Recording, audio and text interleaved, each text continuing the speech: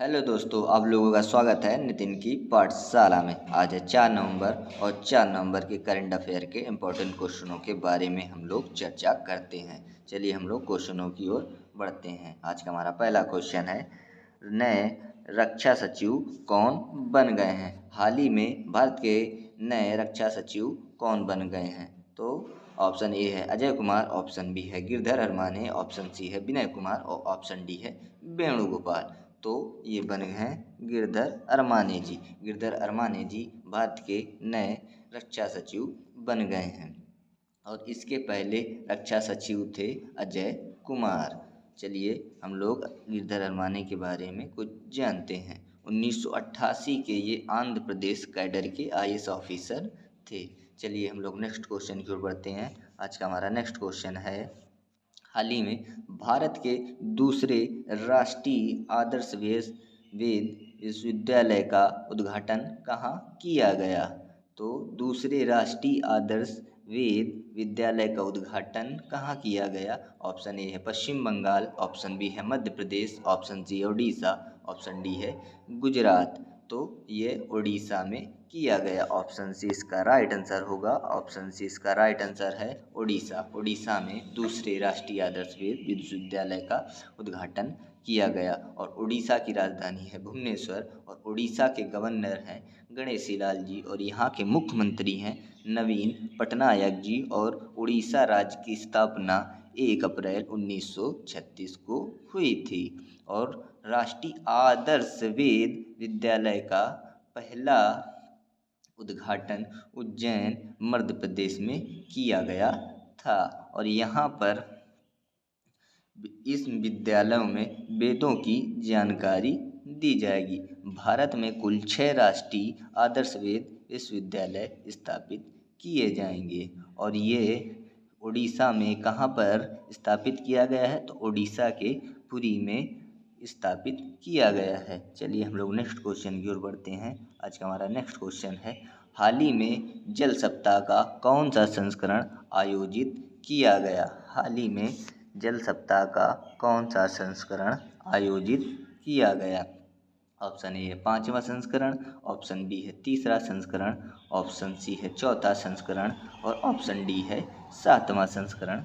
तो option D इसका right answer होगा। इस बार 7वां संस्करण को आयोजित किया गया है और ये 1 नवंबर से 5 नवंबर तक किया जाएगा और इस बार की इसकी थीम है water security for sustainable development and equality. इसका उद्घाटन राष्ट्रपति के द्वारा किया गया है और इनकी प्रमुख अतिथि भी हमारी राष्ट्रपति द्रौपदी मुर्मू जी हैं और इसका उद्घाटन उत्तर प्रदेश के ग्रेटर नोएडा से किया गया है। चलिए हम लोग नेक्स्ट क्वेश्चन की ओर बढ़ते हैं। आज का हमारा नेक्स्ट क्वेश्चन है, भारत सरकार के अनुसार अक्टूबर 2022 में कुल कितने करोड़ रुपए का जीएसटी संग्रह प्राप्त हुआ है?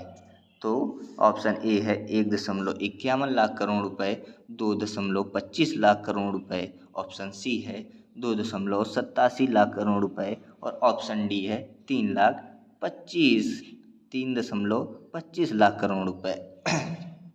तो इसका राइट आंसर होगा ऑप्शन ए। ऑप्शन ए इसका राइट आंसर होगा। 1.51 लाख करोड़ रुपए का अक्टूबर में कुल जीएसटी संग्रह हुआ था। चलिए हम लोग जीएसटी के बारे में कुछ महत्वपूर्ण प्रश्नों की ओर बढ़ते हैं। जीएसटी 1 जुलाई 2017 को सबसे पहले लागू हुई थी और जीएसटी को लागू करने वाला भारत का पहला राज्य असम था और जीएसटी की जो दरें हैं वो 5 प्रकार की होती हैं। जीएसटी एक अप्रत्यक्ष कर है और जीएसटी को 101 एक्ट के तहत भारत में लागू किया गया था और जीएसटी के ब्रांड एम्बेसडर हैं अमिताभ बच्चन जी। भारत में जीएसटी लागू करने का सुझाव विजय केलकर समिति के द्वारा दिया गया था और सबसे पहले जीएसटी फ्रांस में लागू हुई थी। भारत का जो जीएसटी मॉडल है वो कनाडा के मॉडल से लिया गया है। अनुच्छेद 279 के तहत जीएसटी लागू की गई थी भारत में। चलिए हम लोग नेक्स्ट क्वेश्चन की ओर बढ़ते हैं। आज का हमारा नेक्स्ट क्वेश्चन है, हाल ही में किस राज्य में विश्व का सबसे बड़ा पांडुलिपि ग्रंथ संग्रहालय बनाया जा रहा है? तो इसके ऑप्शन है, option A Rajasthan, option B Gujarat, option C Uttar Pradesh, option D Assam. तो इसका राइट आंसर होगा ऑप्शन बी गुजरात। गुजरात में बनाया जा रहा है विश्व का सबसे बड़ा पांडुलिपि ग्रंथ संग्रहालय। ये गुजरात में बनाया जा रहा है। ऑप्शन बी इसका राइट आंसर होगा। इसकी लागत लगभग 100 करोड़ रुपए की है और गुजरात के मुख्यमंत्री हैं भूपेंद्र पटेल जी और गुजरात के गवर्नर हैं आचार्य देवव्रत जी। और प्राचीन भारत का पहला बंदरगाह लोथल गुजरात में ही स्थित है और विश्व की सबसे बड़ी मूर्ति स्टैचू ऑफ यूनिटी गुजरात में ही स्थित है जिसकी ऊंचाई 182 मीटर है और ये मूर्ति सरदार वल्लभ भाई पटेल जी की है। भारत की पहली बालिका पंचायत गुजरात में ही शुरू हुई है और बुलेट ट्रेन का पहला स्टेशन भी गुजरात के सूरत में होगा। चलिए हम लोग नेक्स्ट क्वेश्चन की ओर बढ़ते हैं। आज का हमारा नेक्स्ट क्वेश्चन है, हाल ही में भारत का कौन सा क्रिकेटर T20 क्रिकेट में बल्लेबाजी के सूची में पहले स्थान पर पहुंच गया है? हमारे पास ऑप्शन है, option A Virat Kohli, option B Rohit Sharma, option C KL Rahul, option D Surya Kumar Yadav. तो इसका राइट आंसर होगा option D Surya Kumar Yadav. Surya Kumar Yadav T20 cricket में बल्लेबाजी की सूची में सबसे पहले स्थान पे पहुंच गए हैं। ऑप्शन डी राइट आंसर होगा इसका, ऑप्शन डी राइट आंसर। चलिए हम लोग नेक्स्ट क्वेश्चन की ओर बढ़ते हैं।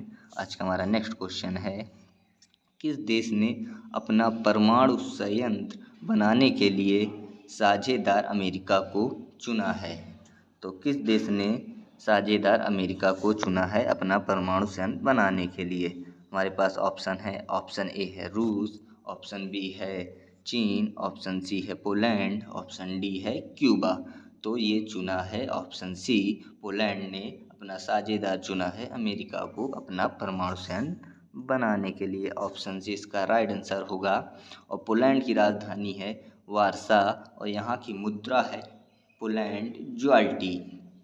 पोलैंड के राष्ट्रपति हैं आंद्रेजेज दुदा और पोलैंड के प्रधानमंत्री हैं मास्टोज मोराविएकी। चलिए हम लोग नेक्स्ट क्वेश्चन की ओर बढ़ते हैं। आज का हमारा नेक्स्ट क्वेश्चन है, हाल ही में किस राज्य में जनजाति नृत्य महोत्सव शुरू हुआ? हाल ही में किस राज्य में जनजाति नृत्य महोत्सव शुरू हुआ? ऑप्शन ए है झारखंड, ऑप्शन बी है राजस्थान, ऑप्शन सी है बिहार और ऑप्शन डी है छत्तीसगढ़। तो हाल ही में किस राज्य में जनजाति नृत्य महोत्सव शुरू हुआ? तो ये अब शुरू हुआ है छत्तीसगढ़ में। हाल ही में छत्तीसगढ़ में ये महोत्सव शुरू हुआ है। छत्तीसगढ़ के मुख्यमंत्री हैं भूपेश बघेल जी और छत्तीसगढ़ की राजधानी है रायपुर और छत्तीसगढ़ के गवर्नर हैं अनुसुईया उइके जी। और ये 1 नवंबर को छत्तीसगढ़ का स्थापना दिवस मनाया जाता है। छत्तीसगढ़ के मुख्यमंत्री ने हाल ही में मुख्यमंत्री मितान योजना शुरू की है। चलिए हम लोग नेक्स्ट क्वेश्चन की ओर बढ़ते हैं। आज का हमारा नेक्स्ट क्वेश्चन है, हाल ही में फीफा वर्ल्ड कप 2022 में किसे भारत का एम्बेसडर बनाया गया है? तो ऑप्शन ए है अक्षय कुमार, ऑप्शन बी है दीपिका पादुकोण, ऑप्शन सी है रणवीर सिंह, ऑप्शन डी है अमिताभ बच्चन। तो ऑप्शन सी इसका राइट आंसर होगा।